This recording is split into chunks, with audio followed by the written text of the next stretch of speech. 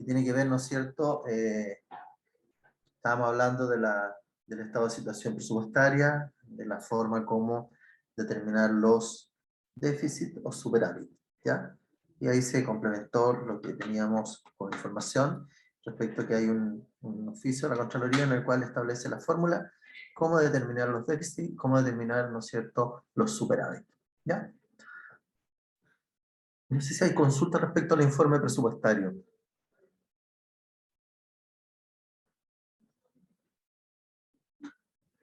¿No? Ya, seguimos. Luego tenemos el flujo de efectivo. ¿Cuál es el flujo de efectivo? El flujo de efectivo, como su nombre lo indica, ¿no es cierto?, tiene que ver con los flujos que se han generado durante el ejercicio contable. Sea de donde provengan los flujos efectivos, tienen que quedar registrados en este informe, en forma obviamente consolidado. No es que coloquemos el detalle que se han ido generando, como también los gastos que se han ido desembolsando. También tenemos el estado de cambio en el patrimonio neto, el cual corresponde a las variaciones que ha tenido el patrimonio respecto de los aumentos, disminuciones que pueden haberse ejecutado en forma directa, porque también existe la posibilidad de que podamos, ¿no es cierto?, modificar el patrimonio en forma directa, ¿ya? Pero son en casos excepcionales. Los estados financieros consolidados, bueno, son el balance consolidado, ¿no es cierto? Los estados presupuestarios también consolidados, porque cuando se publican, ¿no es cierto?, los estados consolidados, lo estamos publicando en forma independiente cada una de ellas, sino que se informa a nivel de datos consolidados. Luego también, hecho ocurrido después de la fecha de presentación, bueno, aquí cabe algo especial porque se trata, ¿no es cierto?, de situaciones que sean relevantes, ¿ah?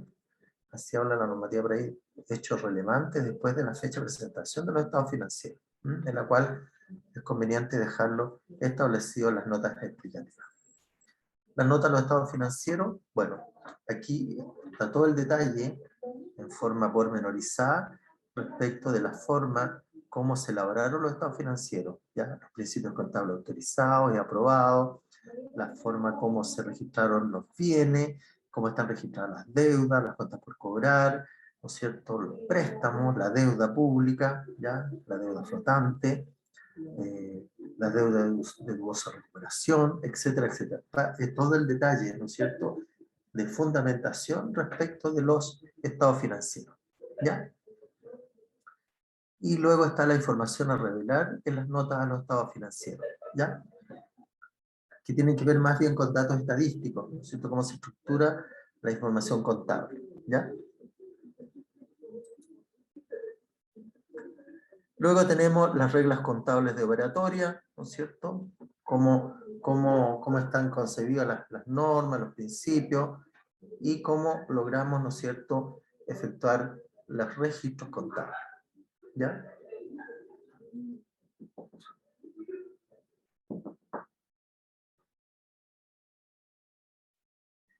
Por lo tanto, ¿no es cierto?, también deben dejarse establecidas las reglas contables y cómo se va a operar respecto de ciertos principios, de ciertas reglas.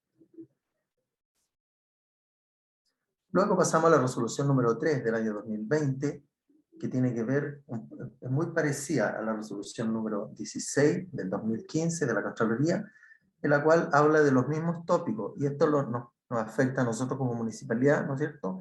Está obviamente establecido el marco conceptual, conceptos, ¿no es cierto?, que involucran todas las NIC, los instrumentos financieros, los anticipos de fondo, las existencias, los bienes de uso, la tabla referencial de vida útil. Aquí hay un tema, ¿no es cierto?, importante que analizar.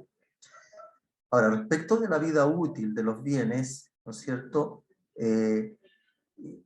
la tabla referencial que estipula la resolución número 3 del año 2020 es referencial. Se puede establecer otro sistema de determinación de vida útil de los bienes, pero esto tiene que ser obviamente formalizado a través de las resoluciones, a través de los oficios, a través de la documentación de respaldo pertinente, ¿ya? Por lo tanto, no es un tema que en forma arbitraria se van a ir colocando los tipos de vida útil que se le van a ir asignando a los bienes, ¿ya? Pero esta es una tabla referencial que puede ser válida, ¿no es cierto?, que se puede analizar con los bienes existentes, en la cual, ¿no es cierto?, se pueden hacer ciertos ajustes y usarla como, ¿no es cierto?, tabla de vida útil de los bienes de uso. Luego tenemos los activos intangibles, las propiedades de inversión, los costos de estudio y proyecto, las concesiones, los arrendamientos, la agricultura, fondos en administración, las provisiones, beneficios a los empleados, impuestos, transferencias y las multas. También tenemos lo que son los impuestos, bueno, los impuestos, transferencias y multas, ¿ya? También tenemos los ingresos de transacciones con contraprestación, ajuste de disponibilidades, ¿ya? Que tiene que ver ahí también con los detrimentos patrimoniales, etcétera, entre otras cosas. Efectos de las variaciones de los tipos de cambio de la moneda extranjera, el deterioro de los activos generadores y no generadores de efectivo, activos contingentes y pasivos contingentes. Los errores, también esta normativa nueva faculta a los municipios para corregir aquellos errores que se hayan cometido tanto en ejercicios anteriores como en el ejercicio actual. También establece las estimaciones contables, cuáles son los criterios que igual faculta la normativa para hacer estimaciones de valores determinados. Las políticas contables, cuáles son las políticas que ha establecido, ¿no es cierto?, la normativa y que tienen que ser aplicadas por la municipalidad. Tenemos también el Fondo Común Municipal. ¿Qué es el Fondo Común Municipal? Bueno, es un ingreso importante dentro de los municipios, ¿ya? Es por eso que está considerado como una cápita especial, porque ¿no es cierto?, es la principal fuente de financiamiento de cada uno de los municipios, ¿ya? En algunos casos, las municipalidades más rurales, ¿no es cierto?, que no son generadores de otro tipo de ingresos, este es el ingreso fundamental dentro del presupuesto municipal, ¿ya? Y que está contemplado por qué, por un porcentaje de las patentes municipales de Santiago, Providencia, Las Condes y Vitacura, ¿ya?, que son las comunas que tienen los mayores ingresos a nivel nacional, ¿no es cierto?, parte de las patentes municipales pasan a formar parte de este Fondo Común Municipal que los distribuye posteriormente la Subsecretaría de Desarrollo.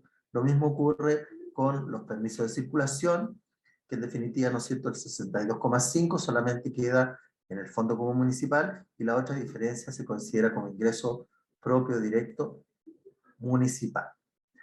Con la única diferencia, ¿no es cierto?, que cuando se establecieron las normas para la fijación de las plantas municipales, se considera para los efectos de determinar el porcentaje autorizado para destinarlo al gasto personal, se considera el 100% de la recaudación de los permisos de circulación, se considera el aporte municipal, más lo que se considera como ingreso directo municipal, ¿ya? O sea, estamos hablando del 32,5 y el 62, 32,5 que es la parte municipal, y el 62,5 que para el Fondo Común Municipal, ¿ya?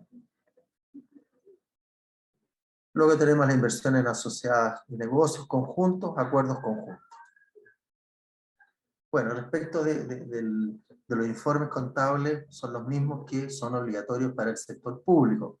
El balance general, el estado de resultados, el estado de situación presupuestaria, el estado de flujos de efectivo, el estado de cambio en el patrimonio neto, las notas de los estados financieros, información financiera por segmentos, la información a revelar sobre participación en otras entidades, información a revelar sobre partes relacionadas, hechos ocurridos después de la fecha de presentación, estados financieros consolidados y también los estados financieros separados, ¿ya? Luego tenemos lo que es la regla de operatoria contable y el glosario normativo. La adopción de las NIC, ¿no es cierto? Como estructura, tenemos primero el marco conceptual, tenemos la normativa específica, el plan de cuenta para el sector público, los estados financieros, la operatoria y el glosario, ¿ya? Eso contempla, ¿no es cierto?, el contenido de la resolución que establece las normas, la NIC SP. ¿Qué es el marco conceptual de las NIC-SP? Bueno, el marco conceptual es un conjunto de objetivos y conceptos que sustentan la información financiera de las entidades del sector público. ¿Y qué facilita? Obviamente facilita el desarrollo y aplicación de las normas específicas, incrementa la confianza en la contabilidad general de la nación, permite a los usuarios una mejor comprensión de los estados financieros, ¿ya? Y a su vez la facilitación del desarrollo y aplicación de las normas, ¿no es cierto?, no establece requerimientos normativos particulares para la información financiera de la entidad del sector público. Sin embargo, puede proporcionar orientación en ciertos aspectos de la información financiera no contempladas en las normas, ¿ya? Por lo tanto, el marco conceptual para la información financiera con propósito general de las entidades del sector público, y ahí aparece algo de la historia, ¿no es cierto?, del marco conceptual. ¿Cuál es el contenido del marco conceptual? Primero que nada tenemos la entidad contable, objetivos de usuarios de la información financiera, usuarios de la información financiera, información proporcionada por los estados financieros, principios contables que tienen que ver con las NIC-SP. Tenemos la gestión continuada, ¿ya?, el devengo y la imputación presupuestaria. Estos son los tres principios que están claramente señalados en la resolución número 3 de la Contraloría del año 2020.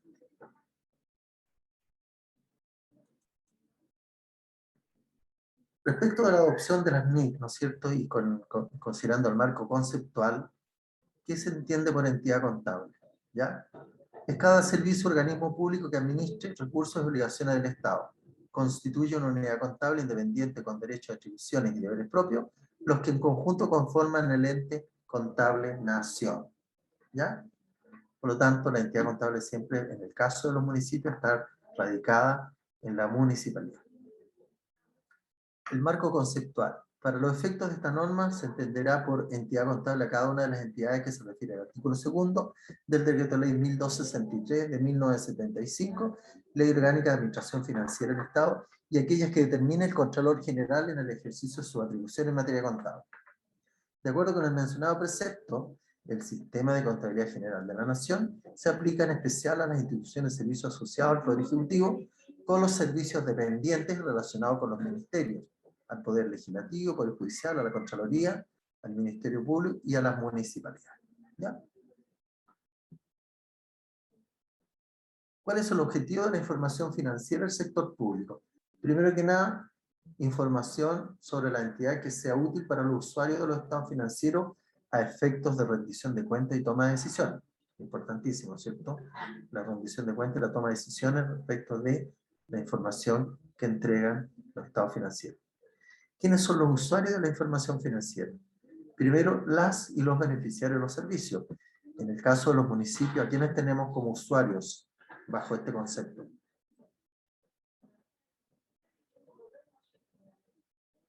Tenemos a la comunidad, ¿cierto? A la comunidad de una comuna, ¿ya? Son nuestros beneficiarios de los servicios, ¿ya? Son los que nos reclaman, ¿no es cierto?, sobre ciertos servicios, sobre ciertos aportes, etc. Las y los acreedores prestatarios. Son todos los acreedores que nos venden y que nos dan ciertas facilidades de pago, ¿ya? También son interesados en la información financiera, ¿ah? Y de hecho hay muchas empresas que están consultando, ¿no es cierto?, a los DICOM para los efectos de venderle a los municipios, ¿ya? Hay algunos municipios que, productos de la tardanza en sus pagos, ¿no es cierto?, simplemente los proveedores están informando al boletín comercial de los incumplimientos de parte de los municipios, ¿ya? Por lo tanto, también son los interesados de la situación financiera del municipio. La Contraloría General, ¿por qué? Porque es la generadora, ¿no es cierto?, de la información contable pertinente, la que consolida, la que analiza, ¿no es cierto?, la que emite los dictámenes, emite las normas, los procedimientos, los principios, ¿ya? Las entidades públicas nacionales o organismos internacionales también son los interesados. En el caso de las entidades públicas nacionales, también los organismos internacionales, como por ejemplo las Naciones Unidas, los Bancos Mundial, el Banco Interamericano de Desarrollo, etc. Ya, todas aquellas entidades internacionales que se interesen por la información contable de la municipalidad, contable y financiera.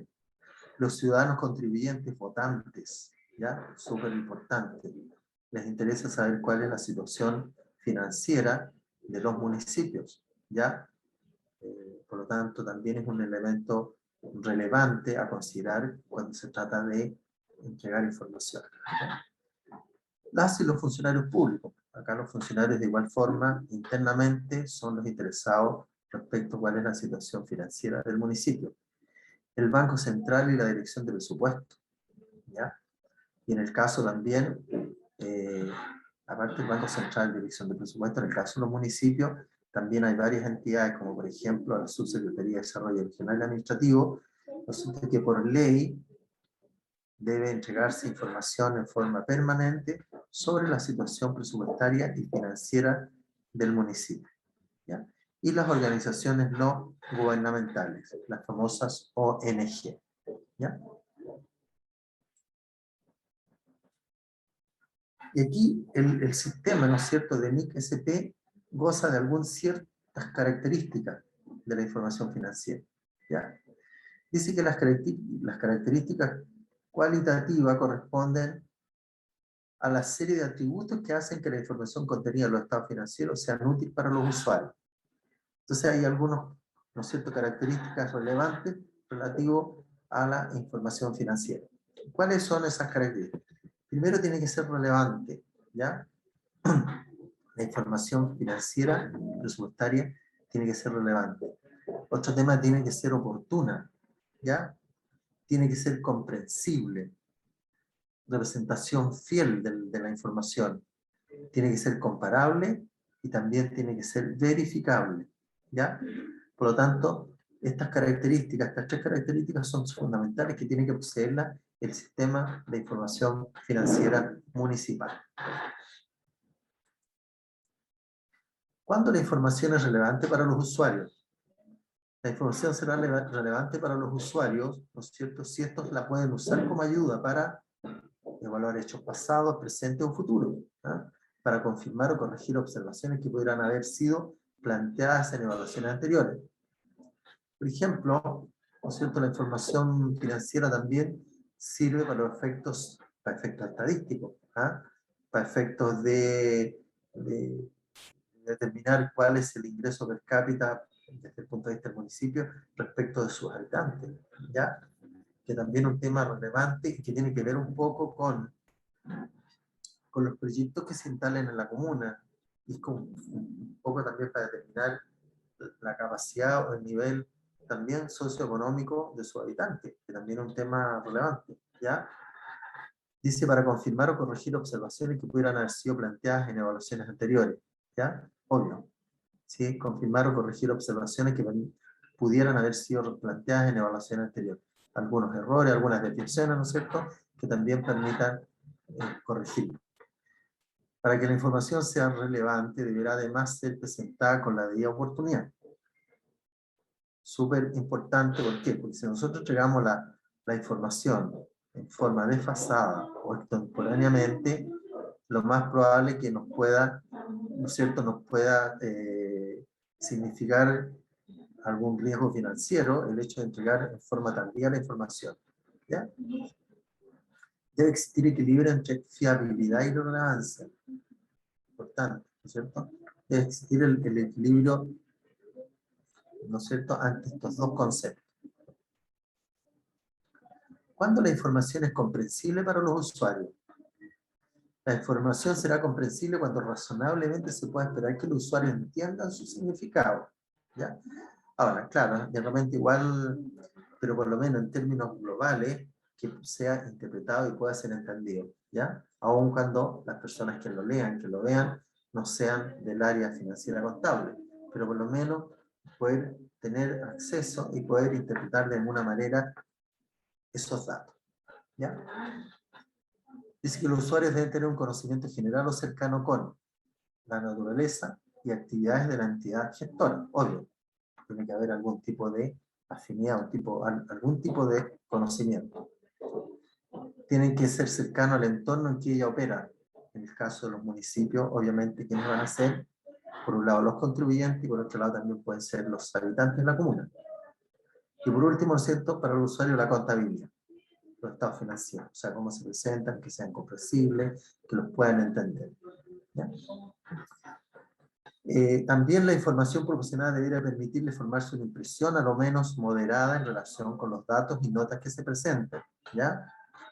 No se debe excluir de los estados financieros información sobre asuntos complejos, simplemente por estimarse que pudiera resultar difícil su comprensión por parte de algunos usuarios. Yo creo que acá es relevante que toda la información relativa a la información presupuestaria y financiera debe estar contenida en todos los informes. ¿Ya? No hay motivo por el cual, ¿no es cierto? Si buscamos la transparencia de los procesos, bueno, esta es una de las partes que tenemos que dar cumplimiento en términos de entregar toda la información pertinente a fin de que quien corresponda, ¿no es cierto?, tome su contenido y elabore su juicio, su evaluación, etc. ¿Ya? ¿Cuándo la información se hace comparable? ¿Ya? Dice que la información será comparable cuando permita a los usuarios identificar similitudes y diferencias entre dos conjuntos de hechos económicos. ¿Ya? Y aquí generalmente lo que usan los usuarios contribuyentes tienen que ver, ¿no es cierto?, con la comparación generalmente de los estados financieros. Cómo ha sido el comportamiento de un periodo con respecto a otro. ¿Ah? En todo su sentido. O sea, podemos hacer un análisis, ¿no es cierto?, vertical de la información financiera. Como también un análisis horizontal para determinar las relaciones que se han ido generando de un periodo con respecto a otro. Esta característica no es una cualidad de un elemento individual de información, sino más bien un atributo de la relación entre dos o más partidas de información. ¿Ya? Esta cualidad es útil, entre otros, ¿para qué? Para el contraste de los estados financieros de la misma entidad en distintos ejercicios contables. Era lo que planteé adelante, poder tener la facilidad y factibilidad de efectuar comparaciones de periodos. ¿Ah? ¿Para qué? Para corregir aquellos errores que se hayan cometido y para corregir, ¿no es cierto?, aquellas diferencias importantes que se hayan detectado para que en su momento oportuno se tomen las decisiones acertadas de manera tal que no se vuelvan a repetir o corregir lo que se ha cometido error. ¿Ya? Luego es importante que los estados se muestren información de los ejercicios precedentes en comparación con la que se entrega en el ejercicio en curso, debido a que los usuarios necesitan evaluar y proteger el resultado de una entidad a lo largo del tiempo. ¿Ya? Súper importante la comparación de la información financiera y contable. ¿Cuándo se cumple con información verificable? La verificabilidad es la cualidad de la información que ayuda a asegurar al usuario que la información representa fielmente los hechos económicos y de otro tipo que se propone representar. Debe ser transparente las suposiciones que subyacen en la información revelada, las metodologías adoptadas para reunir esa información y los factores y circunstancias que apoyan las opiniones expresadas o reveladas. ¿Ya? Entonces aquí verificable. En el caso de los municipios, ¿cómo podríamos identificar cómo podemos verificar, ¿no es cierto?, que los registros contables son los correctos, no hay errores, entre comillas? Alguien que me lo comente.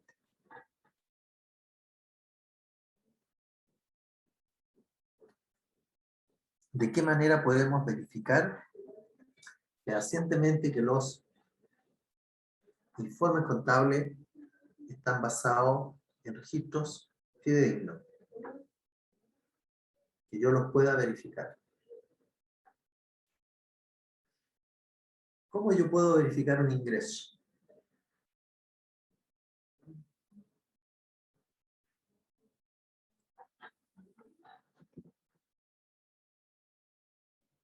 ¿Cómo yo puedo verificar un gasto?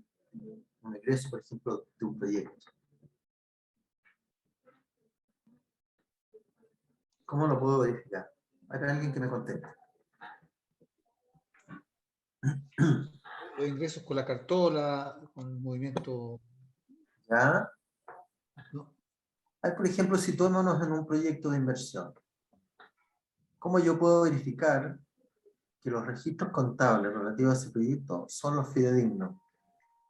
hay que cotejar lo que viene en el convenio o si es efectivamente lo que enviaron, si es que un anticipo, si es ¿ya? que, o ¿Ya? el legal. Así hay que verificar con medios de verificación, con cartola, con los ingresos. Ya, por ejemplo, en el caso típico de un proyecto de inversión, situémonos ahí en ese caso. ¿Cómo verificamos que el registro de la operación yo la puedo verificar? ¿Y qué tipo de antecedentes verifico? Bueno, ahí, primero que nada, ¿qué tratamiento tiene que tener? Pues si es que pasa el presupuesto o extra contable, que son cuentas complementarias. Hay que verificar, por ¿Ya? ejemplo, después ver el tema de los gastos, que son de ¿Ya? acuerdo a la información que entrega el estado de pago, si ¿Ya? corresponde con las garantías, si está la cuenta, si tiene presupuesto, si no hay que hacer modificación para ingresar los presupuestos a la... ¿Ya? al- Perfecto. Bueno, respecto de la verificabilidad de las operaciones, ¿no es cierto? Si nos situamos en un proyecto de inversión, primero que nada, tengo que verificar de que exista la disponibilidad presupuestaria. Primero que nada, ¿cierto? ¿Ya? Una vez que exista la disponibilidad presupuestaria, ¿qué voy a hacer? Recién voy a llamar a licitación pública para hacer la ejecución del proyecto, ¿cierto? Luego procedo a adjudicar, ¿no es cierto? Una vez hecha la licitación pública, con base administrativa, base técnica, ¿ya? Lo he hecho a través del portal, ¿no es cierto? Se presentaron oferentes durante todo el proceso de postulación a este proyecto, luego se cerró el proyecto, ¿no es cierto? Se cerró la licitación, se procede a la apertura de la propuesta, ¿no es cierto? Luego de la apertura de la propuesta, se procede a la evaluación de las propuestas, verificar previamente antes que los postulantes, ¿no es cierto?, que hayan participado cumplan con los requisitos que se establecieron en las bases, tanto administrativas como en las bases técnicas, ¿ya? Luego, una vez conocido eso, se hace la evaluación también en base a lo que está establecido en las bases específicas para el llamado, ¿no es cierto? Cuando se hace la evaluación, se hace posteriormente, ¿no es cierto?, una vez efectuado todo este proceso, y analizado que ya uno de los oferentes reúne todas las condiciones, se ajusta a la normativa, se ajusta a las bases administrativas, se ajusta a las bases técnicas, se procede a evaluar y el que saque el mayor puntaje de esa evaluación se va a adjudicar la propuesta, ¿cierto? Una vez ejecutada la propuesta, posteriormente, ¿no es cierto?, van a empezar, bueno, se inicia el proyecto, se firman los contratos, se hacen las órdenes de compra, ¿no es cierto?, y se empieza a la ejecución del proyecto. Cuando se empiece a ejecutar el proyecto, ¿ya? Luego, una vez iniciado, me va a llegar el primer estado de pago. Y yo ahí voy a verificar qué en el primer estado de pago. ¿Alguien que me conteste? Creo que hay un tema importante también ahí, profesor, ¿me Sí, escucha? claro. Sí, le escucho. Va a depender también de los montos, porque ahí, si el monto es superior a 500 DM, tiene que pasar por el consejo, además también. Correcto, sí, sí, también. ¿Ya? Y ahí ¿Ya? sigue el proceso. Ahí sigue el proceso, ¿cierto? Ah, Ya, claro, pero una vez ejecutado empezar a ejecutar la obra, van a empezar a presentar los estados de pago, ¿cierto? claro, claro. Una vez que presenten los estados de pago, yo voy a tener que verificar que la obra, el avance que tiene la obra, ¿no es cierto?, está acorde con el estado de pago respectivo. Sí, De bueno, lo contrario, yo lo voy a rechazar, ¿no es cierto? sí, ¿Ya? Una vez verificado que se concretan las condiciones para cursar el estado de pago, y aquí hay un tema relevante que considerar. Cuando yo viso o reviso los estados de pago, no solamente voy a revisar si existen las platas, sino que también todos los antecedentes que conforman la presentación del estado de pago, que tienen que ver, ¿no es cierto?, con las bases administrativas que sirvieron para esa licitación, en la cual decía, ¿no es cierto?, que el contratista va a presentar sus estados de pago en forma periódica, de acuerdo al avance de la obra, y va a tener que juntar los siguientes antecedentes. Bueno, y sale a la lista de documentos que tiene que presentar para los efectos de que se le pueda cursar el estado de pago. ¿Ya?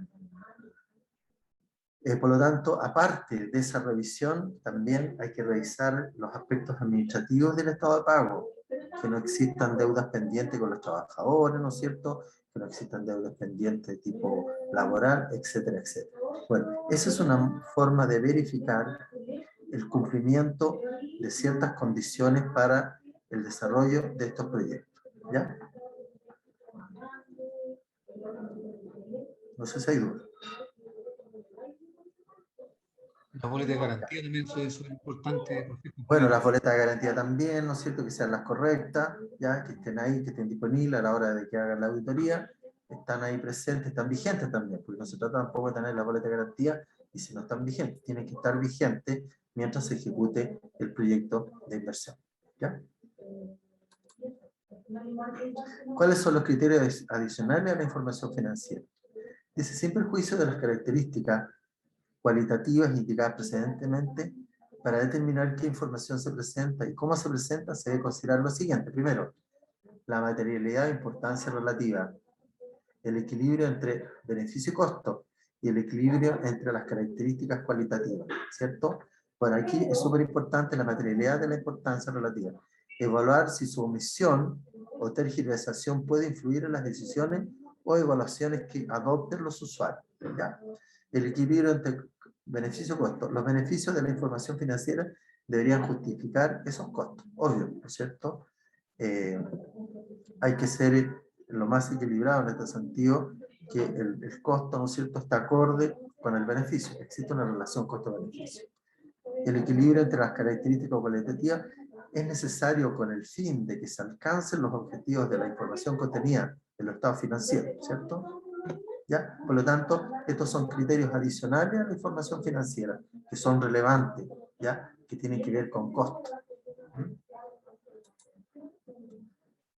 ¿Cuáles son los criterios adicionales a la información financiera? Primero tenemos la materialidad o importancia relativa. ¿Qué incluye esto? Dice, se debe evaluar si la información es importante, esto es, si su omisión o tergiversación puede influir en las decisiones o evaluaciones que adopten los usuarios sobre la base de los estados financieros presentados.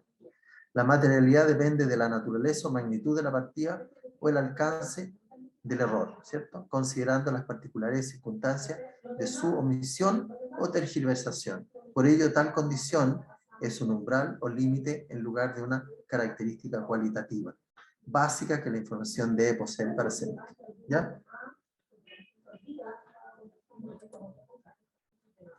Equilibrio entre beneficio y costo. Dice, la información financiera impone costos. Los beneficios de la información financiera deberían justificar esos costos. La evaluación de si los beneficios de proporcionar información justifican los costos de reunirla, procesarla y difundirla, es a menudo un tema de juicio profesional, porque con frecuencia no es posible identificar o cuantificar todos los costos y todos los beneficios de la información incluida en los estados financieros. La aplicación de la restricción costo-beneficio involucra la evaluación de si los beneficios de presentar información probablemente justifican los costos incurridos para suministrar y utilizar esa información. Al realizar esta evaluación, es necesario considerar si una o más características cualitativas pueden sacrificarse en algún grado para reducir costos, ¿ya? Aquí es súper importante el costo-beneficio, ¿ya? Los niveles de información están acorde en términos de costo con el beneficio que se va a obtener de esa información, y eso hay que, ahí dice la misma apunte, ¿no es cierto?, que podemos obtener de un juicio profesional si se está dando esa condición o no, ¿ya? También el equilibrio entre las características cualitativas. En la práctica a menudo es necesario un equilibrio entre las características cualitativas con el fin de que se alcancen los objetivos de la información contenida en los estados financieros. Vamos a ver.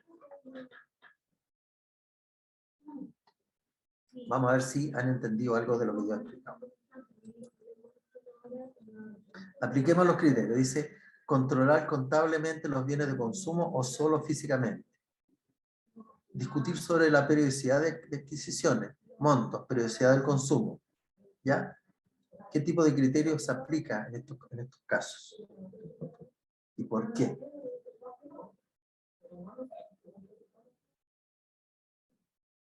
Alguien que se pronuncie.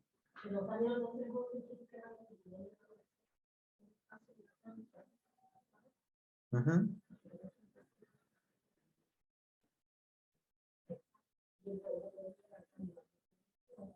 Alguien que me pueda decir qué tipo de criterios aplicamos en cada uno de estos conceptos. Dice, controlar contablemente los bienes de consumo o solo físicamente. ¿Qué podemos comentar respecto a este enunciado?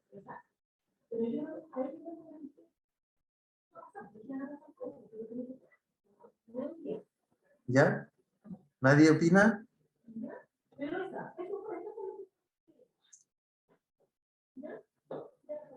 ¿Alguien que me opine respecto a este enunciado? Debería ser contablemente, ¿Ya? Pero ¿por qué podría no ser solo físicamente, ¿Ya? ¿Por qué contablemente? ¿Por qué podría ser ambos? porque cuando yo los voy a pagar tengo que devengarlo, hacer el mismo proceso o el mismo procedimiento de los demás gastos. ¿Ya? Bueno, eso por un lado, pero también, ¿no es cierto? Tiene que ver mira, con este criterio, materialidad, importancia relativa. Cuando nosotros estamos frente a un bien que se compra, que es inferior a 3 unidades tributarias, yo lo registro contablemente.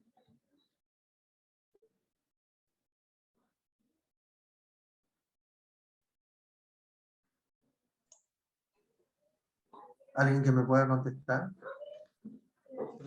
Se registra por el origen del gasto. Si es superior el UTM va por la 29 que si fuera inventariable, digamos. Bueno, si es inferior o igual a 3 UTM, ¿no es cierto?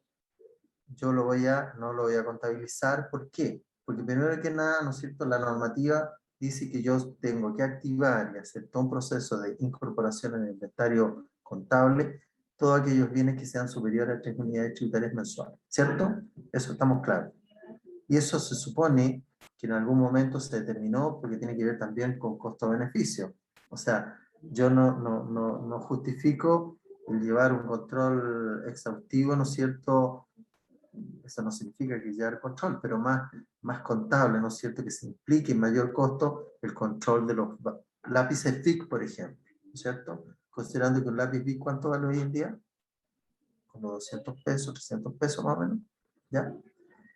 Frente a lo que implica llevar un control más exhaustivo de esos bienes, ¿no es cierto? Ya, en ese caso, opera lo que es el criterio de la materialidad e importancia relativa.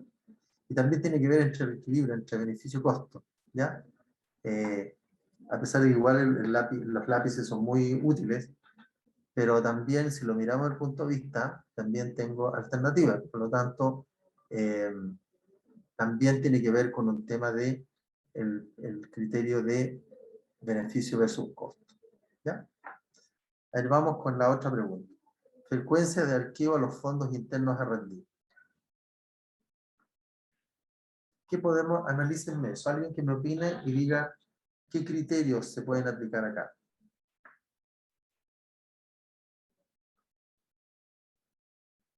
Y comentémoslo. ¿Por qué? A ver, alguien que se pronuncie. Tenemos 29 personas conectadas. Alguien que me responda.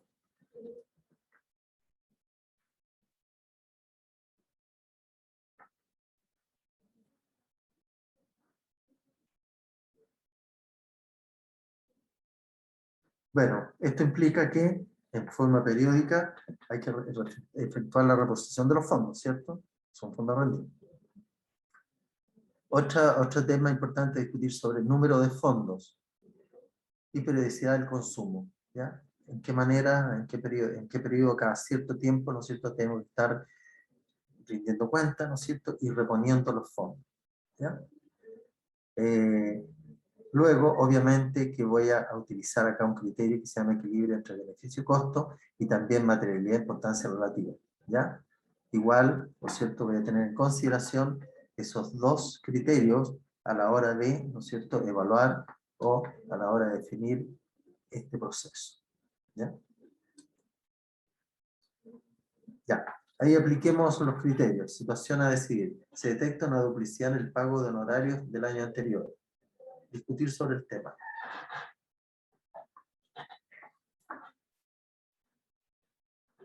Acepto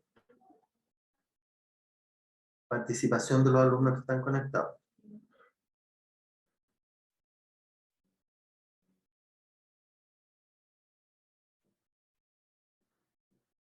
¿Qué puedo discutir primero? ¿Qué puedo deducir de lo que ha ocurrido? Profesor, Sí, dígame.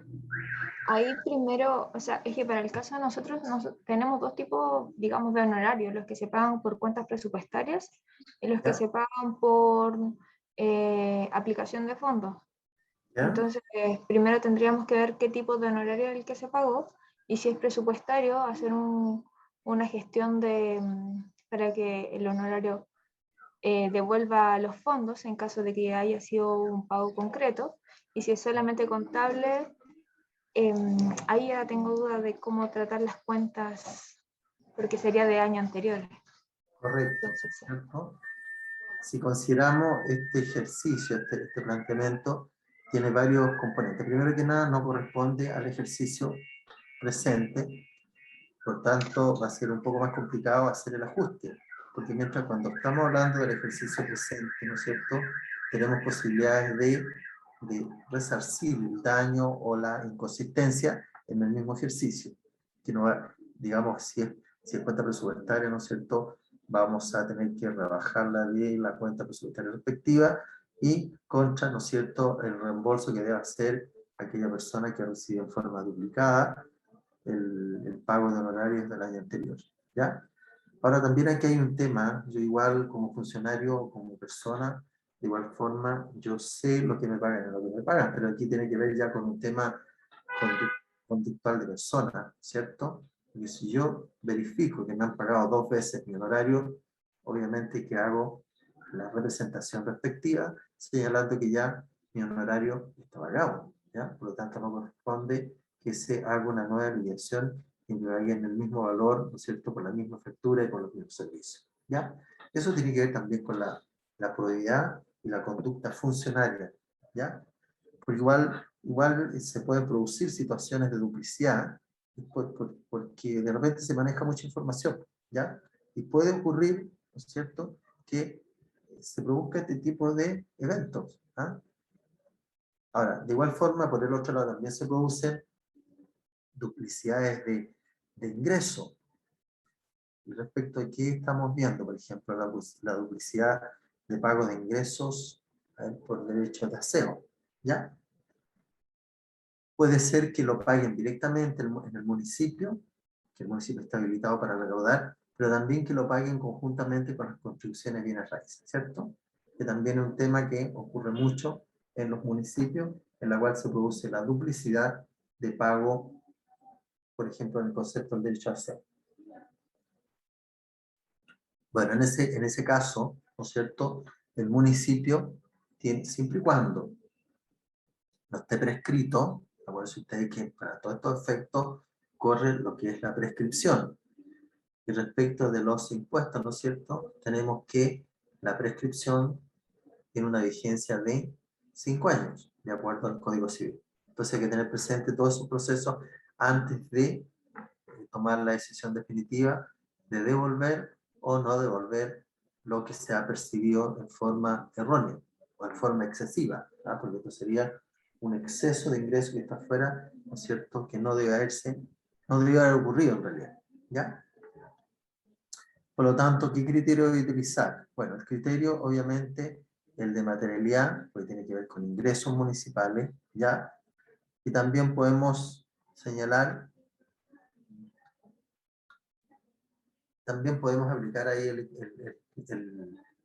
la característica del equilibrio, ¿no es cierto? El equilibrio respectivo respecto de lo que tiene que ver con los ingresos, ¿ya? Tenemos que ver también la materialidad o importancia relativa, pero para el contribuyente, en el caso de que pague duplicidad, obviamente que para él es importante que se le devuelvan aquella plata que sea percibida en forma errónea o duplicada. ¿Ya?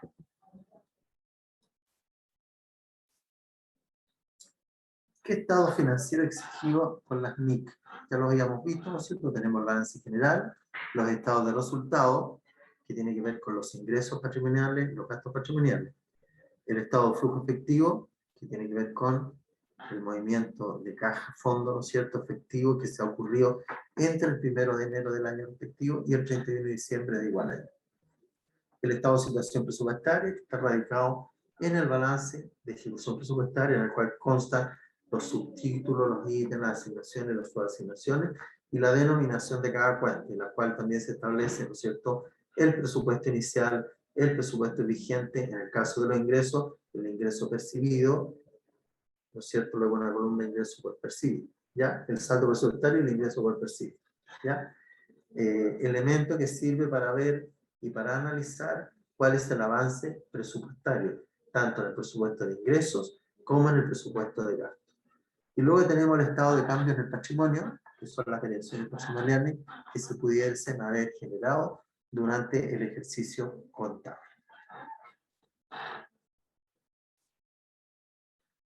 Ahora, ¿cuáles son los elementos de los estados financieros? Para lograr los objetivos de la información contable, los estados financieros suministran información acerca de los siguientes elementos de la entidad.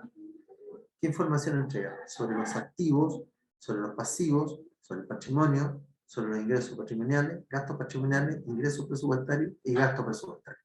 ¿Ya? Estos son todos los elementos que componen los estados financieros municipales. ¿Ya?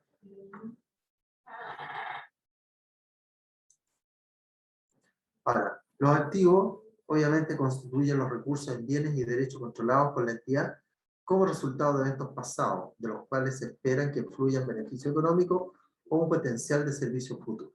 ¿Ya?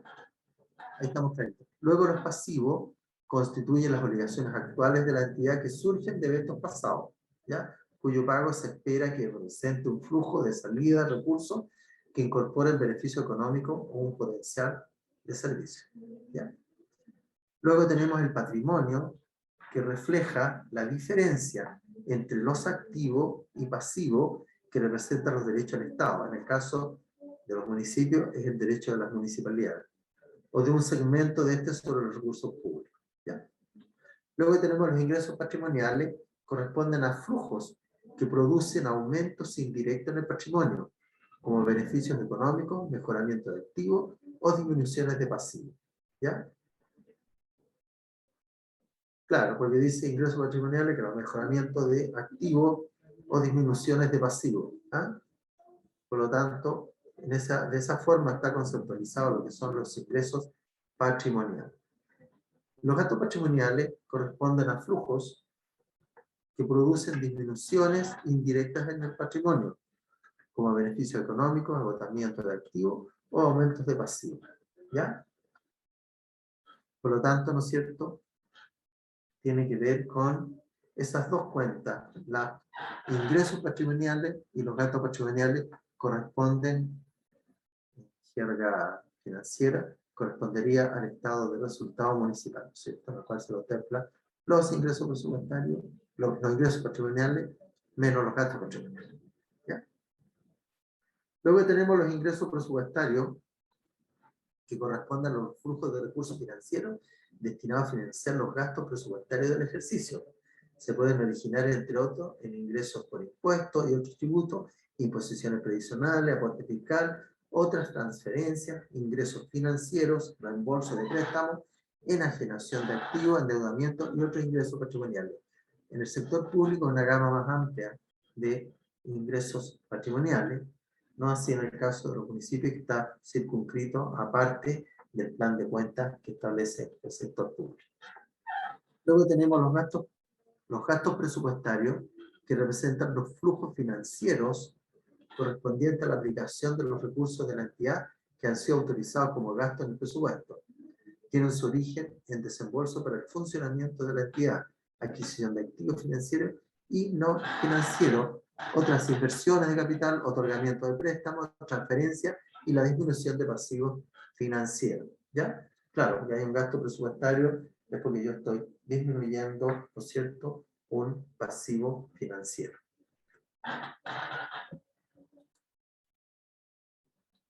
Dice que los estados financieros constituyen una representación estructural de la situación financiera y del rendimiento financiero de una entidad. El objetivo de los estados financieros es proporcionar información de una determinada entidad acerca de su posición financiera, que está dada por el balance general, su desempeño, que está dado en la situación, en el balance de situación presupuestaria, de los cambios en la posición financiera, estado del flujo efectivo, y acerca de su gestión en el estado de resultados. Ojo, porque acá, ¿no es cierto?, hay que tener claridad acerca de la posición financiera, ¿no es cierto?, de la entidad. Está basado en lo que es el balance general. Respecto al desempeño, está dado en la situación presupuestaria, en los cambios en la posición financiera, está dado en el flujo de efectivo, y la gestión en sí está en el estado representado por el estado de resultados. Cuando se habla de acerca de la gestión, se habla así del ejercicio presupuestario, del ejercicio contable desarrollado durante el año, se ha sido eficiente en términos de la obtención de resultados. ¿Ya?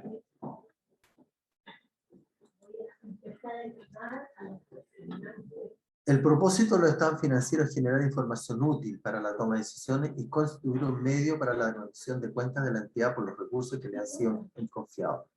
Base para la presentación de los estados comparables en periodos anteriores y otras entidades diferentes. Los estados financieros deben ser presentados durante el primer semestre del año siguiente. La responsabilidad de la preparación y presentación del estado financiero corresponde conjuntamente al jefe del servicio y al Contralor General de la República. Ahora, el plan de convergencia, cobertura del sistema de contabilidad general de la Nación, ¿no es cierto?, está por el lado del gobierno general, el resto del sector público. En el gobierno general está el gobierno central, y en el gobierno central están todos los servicios descentralizados e instituciones autónomas. Y acá se encuentran incorporadas las municipalidades. El resto del sector público están las universidades estatales, que están afectas a las normas SCGN, normas de la Superintendencia de Valor y Seguro, sobre la presentación de los estados financieros, las empresas públicas financieras y las empresas públicas no financieras. Y acá tenemos el alcance potencial MISP y el alcance potencial IFRS, ¿ya?, que están destinadas al sector privado. El plan de convergencia, ¿no es cierto?, parte desde el año 2010, ya, con la identificación de la brecha entre las NIC-SP y la normativa vigente. O sea, se tuvo que determinar cuál era la brecha que existía, se tuvo que hacer un estudio previo, ¿no es cierto?, para verificar cuáles eran los niveles de diferencia que existían entre la NIC y la normativa que estaba vigente. La emisión del oficio de la Contraloría, el 54977 del 2010, sobre presentación de los estados financieros. En el 2011, taller de trabajo con el Banco Interamericano de Desarrollo y la Contraloría General sobre la definición del plan de convergencia y del enfoque metodológico. O sea, plan de convergencia en cuánto tiempo y también cómo iba a ser la metodología para la implementación de esta norma. Convocatoria de grupos de entidades piloto, ¿ya? Aquí se trabajó con algunas municipalidades piloto o algunas entidades públicas piloto para implementar este sistema.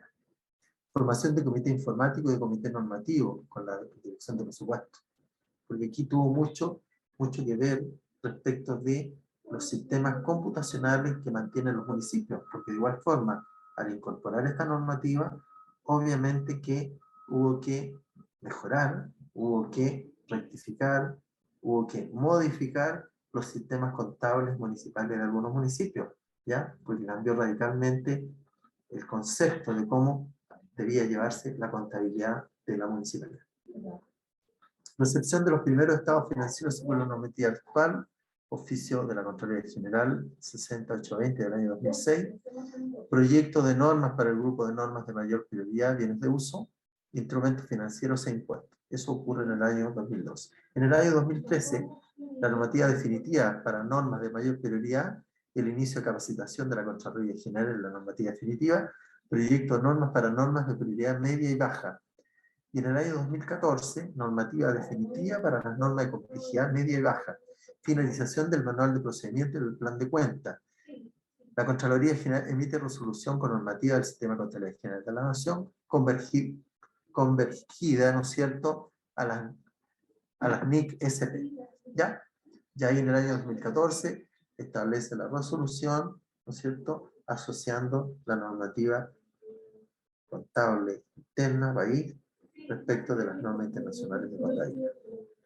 Y en el año 2015 se inicia la aplicación de la nueva normativa y que se consolida en el sector público ya en el año 2016. Aquí tenemos, ¿no es cierto?, el plan de convergencia etapa actual, el proyecto de normas sobre bienes de uso, tema clave que se están analizando, reconocimiento inicial. Aquí hay un tema importante, ¿no es cierto?, con los procesos que están llevando a cabo cada municipio. ¿No es cierto?, con el reconocimiento inicial de los bienes fiscales y los bienes nacionales de uso público. ¿Ya? Que es un tema relevante y de mucha... Se va a tener que disponer de mucha información para poder incorporar estos bienes en el sistema contable municipal.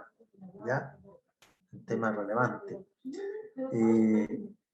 Ahora, dentro del plan de convergencia, ¿no es cierto?, etapa actual, determinar clases de activos, ¿ya?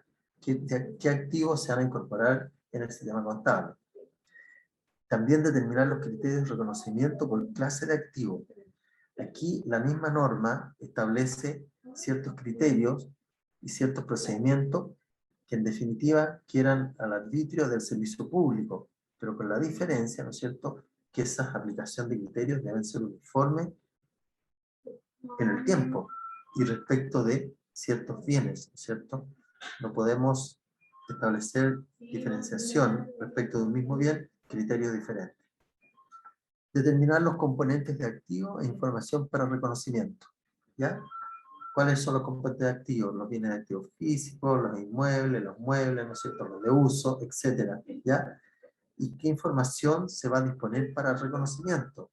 Y para el reconocimiento, en el caso de los bienes inmuebles, que es el ejemplo más típico, más clásico, disponemos al menos, ¿ya?, del avalúo fiscal de cada uno de los bienes, que va a servir de base para poder determinar y poder trabajar e incorporar aquellos bienes en los cuales no se conoce el origen de su adquisición o no se tienen datos históricos respecto a esos bienes, ¿ya? Establecer límites de materialidad para el reconocimiento. Aquí es súper relevante porque tenemos que establecer límites. Bueno, el límite está dado por las 3 unidades tributarias mensuales en la cual yo reconozco todos aquellos bienes que superen esa cantidad y los voy a activar. ¿Qué significa activar? Que lo voy a incorporar a mi inventario contable. Ahora, eso no significa que si un bien no adquiere el monto de las 3 UTM al momento de levantar el inventario, de igual forma el municipio debe llevar un control administrativo de todos esos bienes, ¿ya? Porque de igual forma, el hecho de que no se contabilicen, el municipio no pierde el dominio de esos bienes, ¿ya? Ojo con eso. Por lo tanto, podríamos decir que podrían existir 2 tipos de inventario, que es el contable y también el inventario administrativo, en el cual en el inventario administrativo, ¿no es cierto?, van incluidos todos aquellos que están contablemente y los que no están contablemente registrados, ¿ya? Luego tenemos la revisión de la tabla de vida útil, política de deterioro. Aquí tenemos que aclarar, ¿no es cierto?, que cada municipio va a poder determinar su tabla de vida útil para los bienes. Y esto tiene que ver mucho con el tipo y característica de bienes que se van a incorporar y también tiene que ver con el uso que se le dan a esos bienes, ¿ya?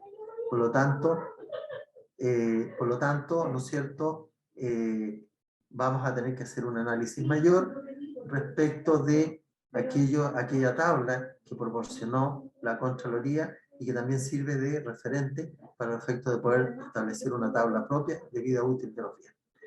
Cuando hacemos ese ejercicio, ¿no es cierto?, tiene que quedar establecido formalmente. No podemos, ¿no es cierto?, en forma verbal, dejar establecido o señalar ciertas metodologías para otorgar los años de vida útil de los bienes. Y también establecer las políticas de deterioro. ¿Cómo vamos a hacer el proceso de determinación del deterioro? ¿Cuál va a ser la política? ¿Vamos a hacer revisiones anuales, revisiones cada 2 años o también va a existir algún tipo de facultad en algún área, en algún director, ¿no es cierto?, que pueda ir verificando cuando existen indicios que puedan tener deterioro los bienes, ¿ya? Pero eso también tiene que quedar establecido en las políticas y debe quedar establecido literalmente y formalmente, ¿ya? Activos del patrimonio artístico y cultural también se incorporan, también, ¿no es cierto?, que no estaban, en cierta medida no estaban incorporados, se incorporan también, de qué manera se van a incorporar estos bienes en el sistema contable. Luego, la contabilidad de bienes nacionales de uso público, que es un tema que estábamos hablando, que para ello, ¿no es cierto?, de igual forma hay que hacer el levantamiento de todos aquellos bienes nacionales de uso público que estén bajo la responsabilidad del municipio. Y en ese caso, tenemos que, ¿no es cierto?, verificarlo con antecedentes que nos pueda entregar la dirección de obra, como también los antecedentes que nos pueda entregar el área jurídica del municipio respectivo, ¿ya? Para poder considerarlo dentro del sistema contable municipal. No sé si hay alguna duda o comentario sobre esto. Profesor. Sí, dígame. Sí, ¿podría usted reforzar lo de los bienes nacionales de uso público? Porque en realidad yo entiendo los bienes nacionales de uso público, hablamos de las calles, veredas, Sí, playa. correcto. Bueno, ¿Cómo voy a contabilizar una calle? mira, espera un poquito. Lo que pasa es que, según la normativa, ¿no es cierto?, para incorporar los bienes nacionales de uso público en la contabilidad municipal, primero tienen que estar bajo la administración municipal, ¿ya? Eso hay que verificarlo como primera prioridad. Por ejemplo, las calles, ¿no es cierto? No sé, ¿usted de qué comuna es? Comuna de Pichilemu.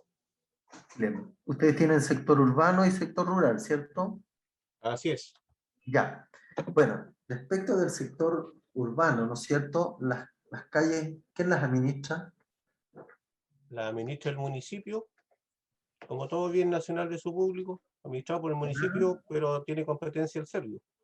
Correcto. O sea, el servio administra las calles urbanas de la ciudad, ¿ya? Por lo tanto, ¿qué podemos decir? Que ahí el municipio pierde tutela, pero en ese caso, para asegurarse, hay que buscar la legislación, ¿no es cierto?, en que le otorga la facultad al servio para hacer intervenciones en las calles de la ciudad. Y ahí tenemos que verificar si la administración directa está radicada en el servio o en el municipio. En mi opinión, yo sé que las calles están bajo la tutela del servio, ¿ya? Por lo tanto, cualquier acción, cualquier procedimiento que se hace, imagínense usted, cuando hacen las instalaciones sanitarias, por ejemplo, las instalaciones de agua, de alcantarillado, a quien le piden permiso para romper la calle es al servio, ¿ya? Obviamente previa también pago derechos a través del municipio, pero quien da la autorización para poder hacer ese proceso es el servio, no es el municipio. Por lo tanto, hay que analizar bien esa parte y yo les sugiero que lo hagan en forma directa con el departamento jurídico de cada municipio, porque aquí ya entramos en un plano más bien legal. ¿Quién es dueño, quién no es dueño, quién administra, quién no administra? ¿Ya? Pero de lo que yo tengo entendido, oficialmente, quien administra las calles en las ciudades, ¿no es cierto?, es el servio, no es el municipio. Bueno, ha sido un trabajo permanente de los municipios en términos de poder tener visión más directa respecto a las calles, ¿ya? Por lo tanto, un tema que hay que analizarlo bien y determinarlo en su momento, les vuelvo a repetir, con la asesoría de jurídicos de cada uno de los municipios, ¿ya? Porque esa es la fórmula, porque hay que tener el fundamento legal para poder determinar si las calles, por ejemplo, están de dominio de administración municipal o si están de dominio directo del servicio, ¿ya? Y eso hay una normativa, ¿ya? Hay una ley que regula eso. Sí, ¿Ya? Por lo tanto, yo les sugiero que lo hagan así para verificar que los bienes nacionales de uso público susceptibles de ser incorporados en el inventario realmente sean de administración municipal. ¿Ya? Profesor, Sí. en el caso, por ejemplo, en este caso, La calle supuestamente es del Servio, pero en las veredas, Sí. por ejemplo, son netamente el municipio. ¿Ya? Ahí igual hay que regularlo con el instancia, Bueno, cómo se ahí mide, cómo ahí, ¿no? También es como sí, es que ahí entramos en un tema de tipo jurídico, que yo creo que hay que asesorarse por el área jurídica correspondiente y pedir el informe jurídico. Y en base al informe jurídico, el área de finanzas, contabilidad, quien sea, procede a efectuar el proceso de reconocimiento de los bienes nacionales de su público que deben incorporarse a la contabilidad. ¿Se fija? Y para eso, bueno, respecto de la valorización, hay que buscar, y ahí uno se puede hacer asesorar por la dirección de obra, a través de un arquitecto, a través de un constructor civil, ¿no es cierto? ¿Qué valorización pudiesen tener esos bienes? Pues nosotros tampoco somos expertos en construcción, en poder evaluar ciertos bienes, porque no tenemos los conocimientos, ¿ya? Por lo tanto, ahí se puede pedir la colaboración de la dirección de obra para poder valorizar estos bienes y poder incorporarlos en el sistema contable. ¿Ya? Luego, ¿cuáles son los desafíos, no es cierto, de la Contraloría General de la República respecto a las NIC-SP? Primero, la difusión de las normas de las NIC, ¿ya? Conocimiento del negocio, de qué se trata el proceso. También el desarrollo normativo, ¿ya? ¿Cuáles las normas que regulan el desarrollo de las NIC, ¿no es cierto? Los efectos en los sistemas computacionales, ¿ya? ¿De qué manera nos está afectando a cada uno de los municipios este cambio, ¿ya? Yo sé que en algunos municipios ha significado cambios radicales, especialmente en los sistemas contables, ¿ya? Tanto desde el punto del proceso de registro, como también la obtención y la emisión de los informes financieros. Y por último también la capacitación. La Contraloría ha hecho varias capacitaciones y las sigue haciendo respecto de ciertos aspectos que tienen que ver con las NIC-SP.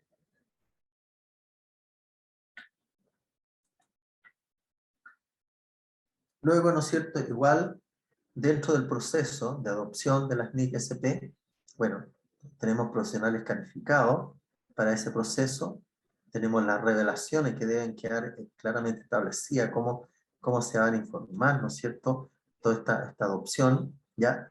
La información contable analítica también aparece como un elemento clave para el proceso de información bajo las normas NIC, ¿ya?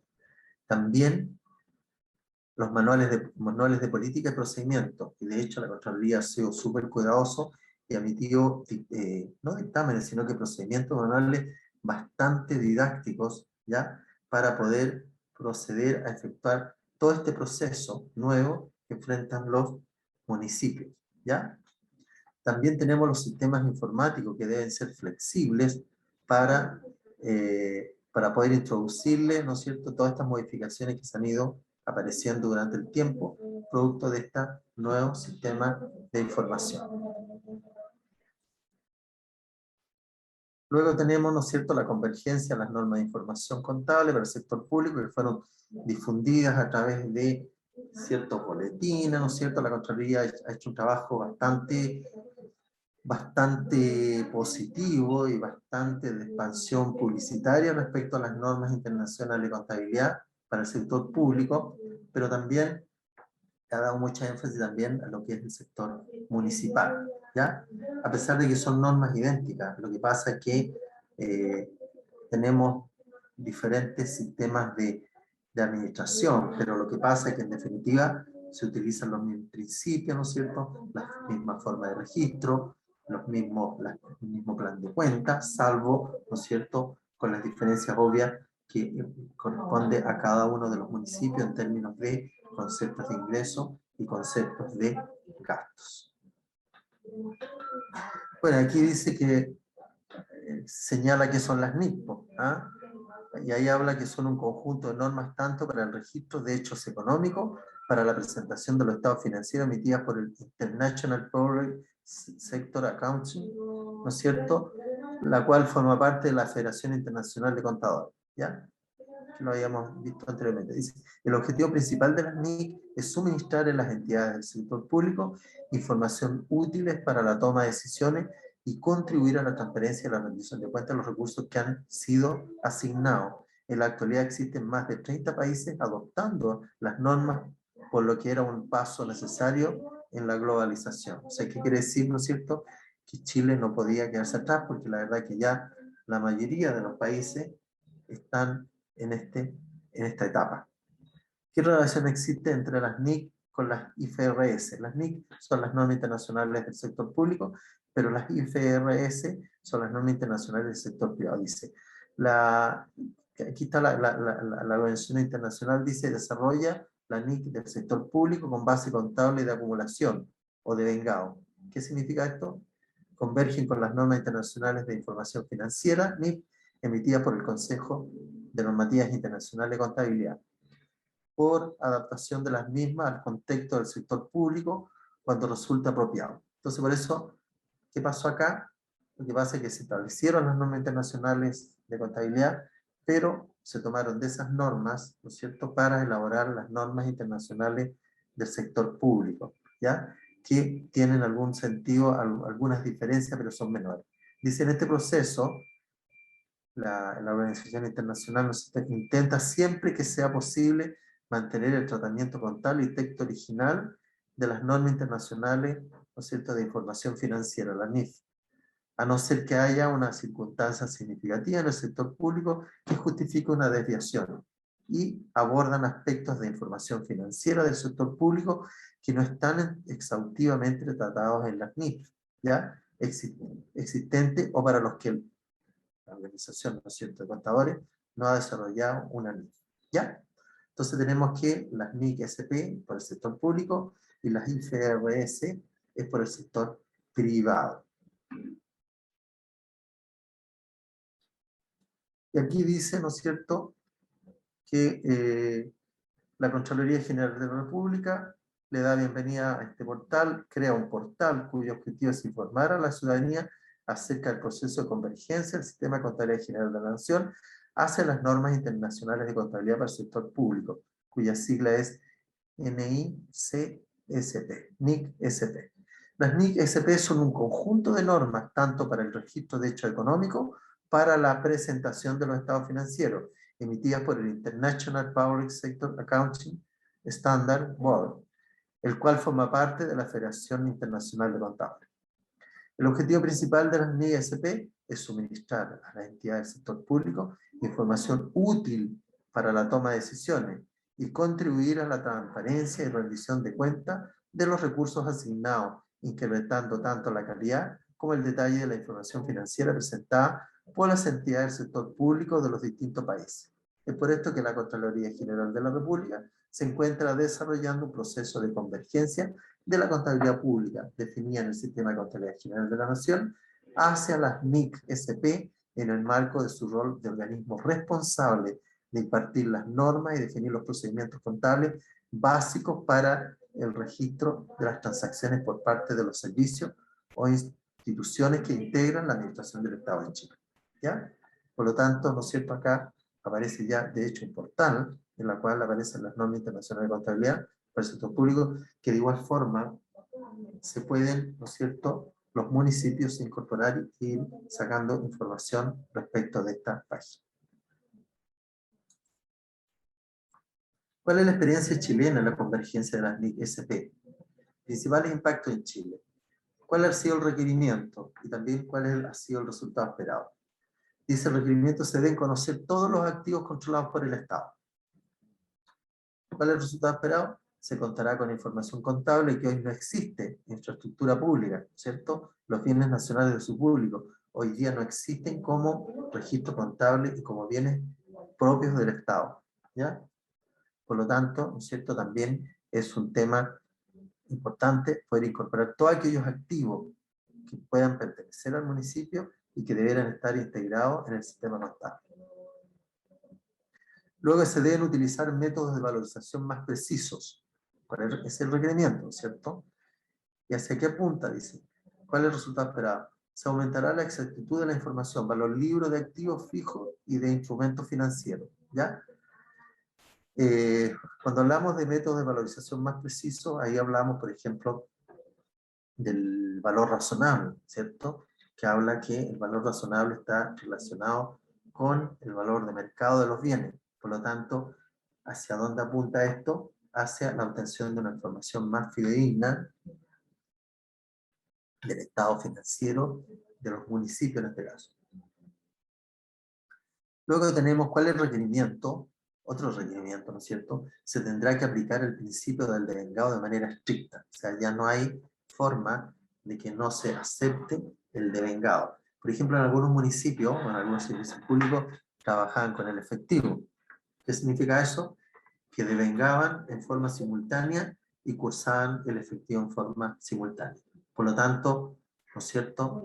No existía un registro adicional respecto tanto de los ingresos por recibir, ¿ya? Como también de la deuda por pagar, ¿ya? No existía. ¿Por qué? Claro, porque en el caso de los gastos se devengaba y se pagaba en forma efectiva, pero tampoco, ¿no es cierto?, se registraba aquellos valores o aquellos servicios que habiendo sido recepcionados la documentación de respaldo, no se devengaba oportunamente, por tanto, no se conocía cuál era la realidad financiera en este sentido de la entidad respectiva, ¿ya?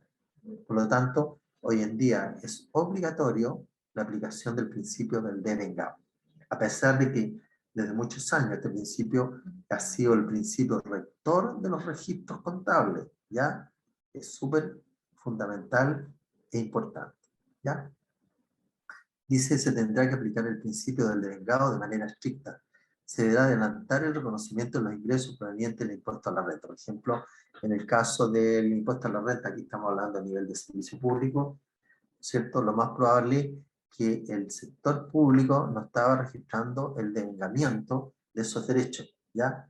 Ahora, lo que pasa es que también tiene que ver con la oportunidad en que se genera el derecho a percibir ciertos ingresos, ¿cierto? Y en el caso del impuesto a la renta, ¿en qué momento se genera el derecho a percibir cierta cantidad de dinero por parte de impuestos de primera categoría? ¿En qué momento alguien que me pueda ayudar a conceptualizar? ¿En qué momento, por ejemplo, le nace el derecho al fisco de percibir el impuesto a la renta? Alguien que me conteste.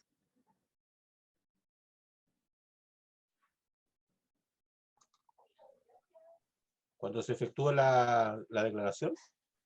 Claro, ¿no es cierto? Porque antes no tenemos información, ¿no es cierto? No tenemos información contable, no hay ningún dato previo a que, ¿no es cierto?, se pueda registrar. Pero en este caso, de igual forma, la declaración de renta sería como el documento oficial para devengar ese ingreso, ¿ya? Entonces, lo más probable es que, de acuerdo con lo que se plantea acá, el fisco estaba trabajando con el efectivo respecto al impuesto a la renta. No lo devengaba en el momento en que se presentaba la declaración. Lo más probable que y lo pagaba en forma simultánea, ¿ya? Ahora, no existe la posibilidad, y de acuerdo a esa información, de poder reconocer cuáles son los ingresos por percibir respecto del impuesto de primera categoría, ¿ya? Por lo tanto, es por eso que, ¿no es cierto?, se opta porque el principio del devengado sea obligatorio. ¿Por qué? Porque ahí se cumple el principio de que la información es fidedigna, pues verídica. Está basado en principios sólidos que entregan la información contable pertinente, ¿ya? Luego tenemos, ¿no es cierto?, dentro de los requerimientos dice, es necesario realizar una gran cantidad de revelaciones al estado financiero. Hoy en día no se hace eso, hasta el año 2020, quiero decir, en el sector municipal, ¿ya? Por cuanto no hay revelaciones de situaciones de cómo se generaron los estados financieros. ¿Cuál es el resultado esperado? Se obtendrá información más transparente y con un mayor nivel de detalle, ¿ya? Por lo tanto, cuando hablamos de este mayor nivel de detalle, ¿no es cierto?, estamos fundamentando toda la información contable que contiene los estados financieros, ¿ya? Es como cuando, yo no sé si los municipios también adoptan el siguiente criterio, los municipios cuando elaboran el presupuesto municipal, ¿cierto? Cuando nosotros elaboramos el presupuesto municipal, debemos justificar cada una de las partidas, ¿no es cierto?, que se están proyectando. ¿Y cuál es la metodología de proyección? En el caso de los ingresos, cómo se obtiene, cómo se llega a cierta cantidad estimada de ingresos. Y tengo que demostrarlo, no sé, con datos históricos, con proyecciones, quizás con alguna metodología estadística, que me dé confianza de lo que se está proyectando esté razonable, ¿ya? Ahora, como es una proyección, es una estimación, obviamente que no sabemos si se va a cumplir o no se va a cumplir, pero por lo menos cuando se hacen las proyecciones tendré que tener los elementos de juicio para hacer las proyecciones futuras, ¿ya? Por lo tanto, es un tema relevante la información que deben contener, la información complementaria que deben contener los estados financieros cuando nosotros nos presentamos como municipalidad una vez al año, ¿ya? Además, los Profesor. estados financieros, sí, deben estar previamente publicados en las páginas municipales y también la Contraloría también publica todos estos informes. ¿Sí? Silvia, ¿estamos? Sí, profesor, 16:16. Ya, Ya, perfecto. son 15 minutos. Vol- Volvemos a las 16:16 a las 16:30. Porque para resolverla, o sea, si le falta algo y resolver todas las dudas con respecto a la evaluación final. Mira, falta un poquito nomás, cerramos ahí con lo que nos falta y ahí nos vamos al ejercicio. ¿Ya? Perfecto. Ya, profesor. Ya, listo. Gracias.